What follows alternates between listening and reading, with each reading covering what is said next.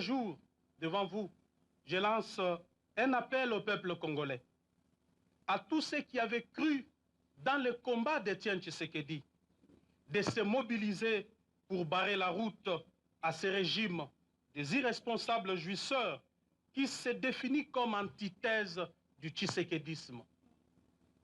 Ne pas les faire a pour risque de pérenniser la souffrance et le maintien de la République dans le sous-développement avec péril de plonger le pays dans une guerre civile inutile. Faisons le point sur ce nouveau développement sur la scène politique congolaise avec Pascal Moulegua, correspondant en RDC. Bonsoir Pascal. Tout d'abord, qui est Jean-Marc Kabound, le nouvel opposant au pouvoir en RDC? Bonsoir Namori, déjà vous avez suivi dans la courte vidéo, il s'est revendiqué comme étant l'héritier légitime du combat d'Étienne Tshisekedi. Et aujourd'hui, il faut dire que ce départ d'un homme clé du régime n'est pas du tout surprenant. Jean-Marc Kabound a 41 ans aujourd'hui, il est connu comme étant un homme de terrain. Sa proximité avec le militant du parti présidentiel et ses prises de position contre les régimes passés de Joseph Kabila lui ont en tout cas taillé une place de choix dans le vieux parti d'opposition aujourd'hui au pouvoir. Alors, pour son parcours, en fait, jusqu'à la mort d'Étienne Tshisekedi en 2017, Jean-Marc Kabound était le secrétaire général de l'Union pour la démocratie et les progrès sociaux.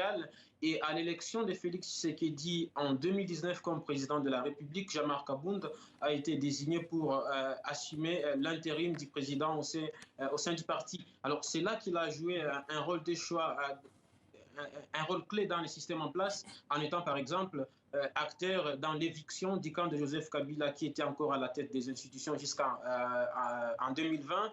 Mais aujourd'hui, celui que l'on présentait autrefois comme le vice-président de la République, en fait, est entré en guerre, une décision radicale qui survient quelques mois après la disgrâce. Alors, Jean-Marc Kabound a été évincé d'abord de son poste de vice-président de l'Assemblée nationale, puis radié du parti présidentiel. Et donc, il n'avait plus de choix que de lancer sa propre formation politique.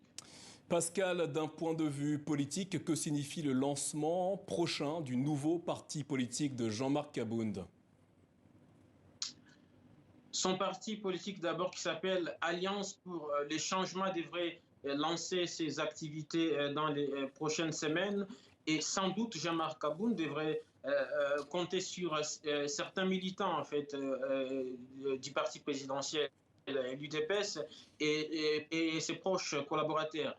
Mais déjà, Kabound ne cache pas ses ambitions de se ranger comme candidat à la prochaine présidentielle, en fait, qui est censée se tenir en 2023. Il appelle déjà à chasser l'actuel camp au pouvoir. Il a dressé cet avant-midi un réquisitoire sévère contre les régimes et il a étalé un avant-goût du programme de gestion de son nouveau parti. Pour lui, les régimes Tshisekedi gèrent la République avec des tâtonnements, les caisses de l'État saignent jours et nuits, les promesses irréalisables sont considérées comme mode de gestion. Jean-Marc Kabound est allé jusqu'à accuser son ancien maître d'avoir mis en place un système corrompu de kamikazes, un enrichissement illicite, pillage, détournement des deniers publics. Et l'UDPS, le parti présidentiel, ne compte pas épargner Kabound. Une réplique sera adressée au courant de la semaine, assure-t-on. Pascal Moulegua, correspondant en République démocratique du Congo. Merci Pascal pour ces précisions.